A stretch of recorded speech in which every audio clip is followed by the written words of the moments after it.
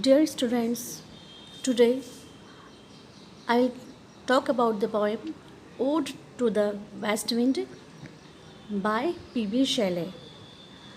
Students, in my previous videos, I have already discussed about the poet and the summary of the poem, the main idea of the poem. So, today in this video, I would like to share my views on this poem, and I would like to explain line by line. I would like to give line by line explanation of the poem. Let's start. Ode to the West Wind. What is ode? Okay, to understand this poem, we should know about ode. What is ode? An ode is basically a lyrical verse. Okay, it is basically a lyrical verse written in praise of something or someone. It is usually addressed. Okay, it is usually addressed to someone or something. It expresses emotion. Okay, it expresses emotion as is and written in dedication to someone or something.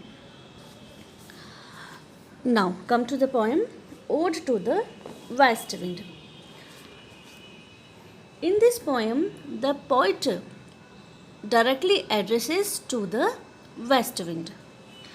O wild west wind, thou breath of autumn's being, thou from whose unseen presence the leaves dead are driven, like ghosts from an enchanter fleeing, yellow and black and pale and hectic red.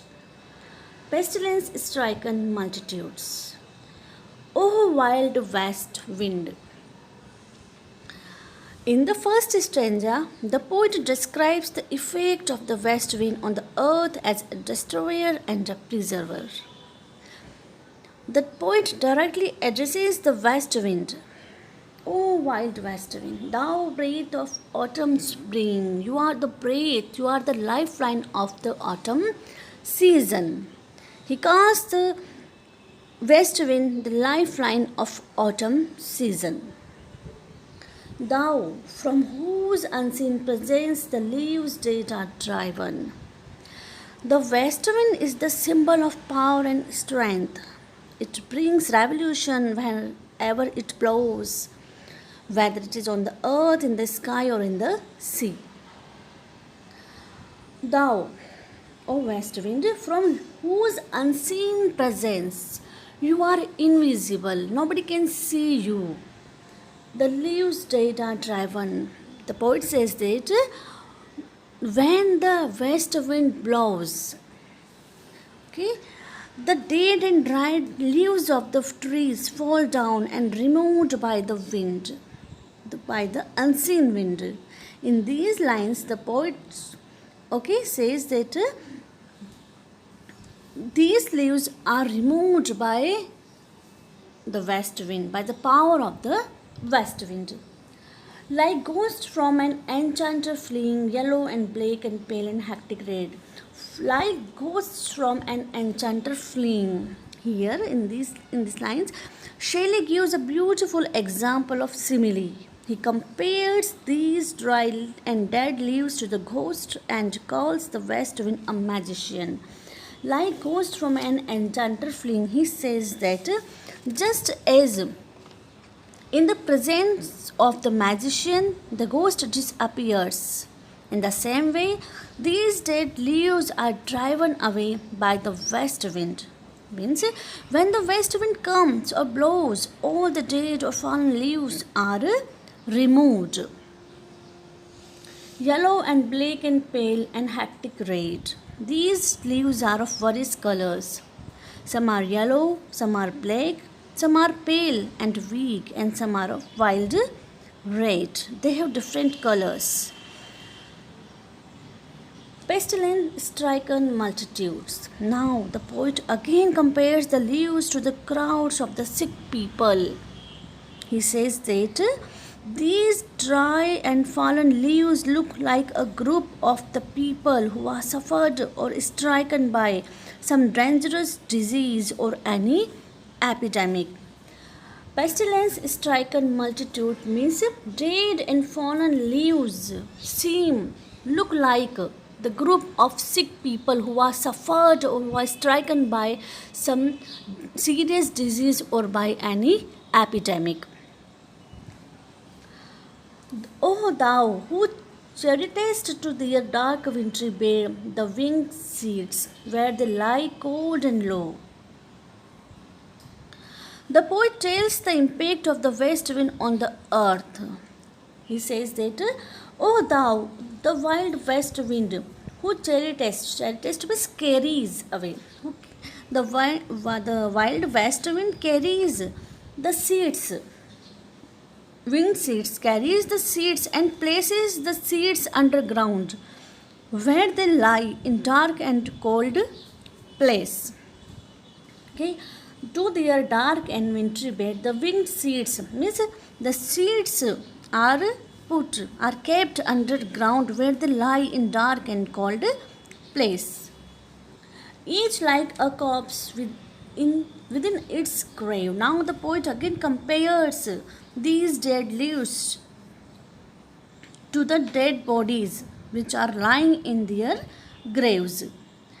Shelley again compares these seeds to the dead bodies which are lying in their graves. Just as the dead bodies are kept into the graves, these seeds in the same manner are put under the ground. Until thine azure sister of the spring shall blow.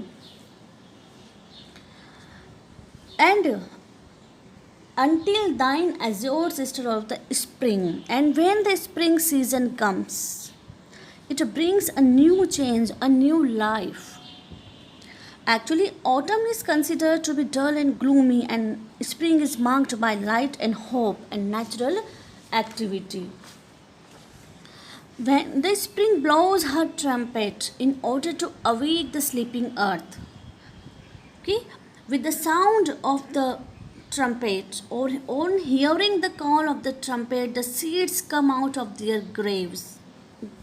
Okay, the seeds come out of the ground. The poet here compares the spring to a shepherd. Okay, now in these lines, her clarion over the dreaming earth, the poet says that when spring comes and blows her trumpet in order to awake the sleeping earth, with the sound of the trumpet, the seeds come out of the earth, of the ground, driving sweet buds like flock of feet in air.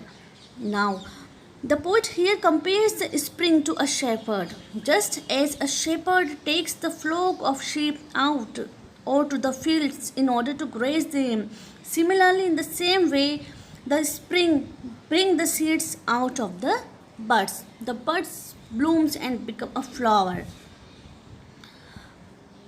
The seeds out of the buds into the open air,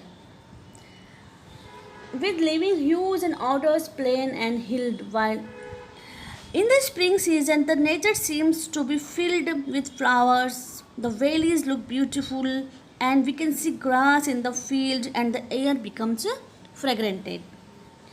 The wild spirit. Now the poet calls the wild west wind wild, because here the poet describes the west wind as a destroyer and a preserver. Destroyer in the sense that it demolishes the old leaves which are no longer useful, and preserver because it preserves the seeds and the seeds which germinate and has a new life in it.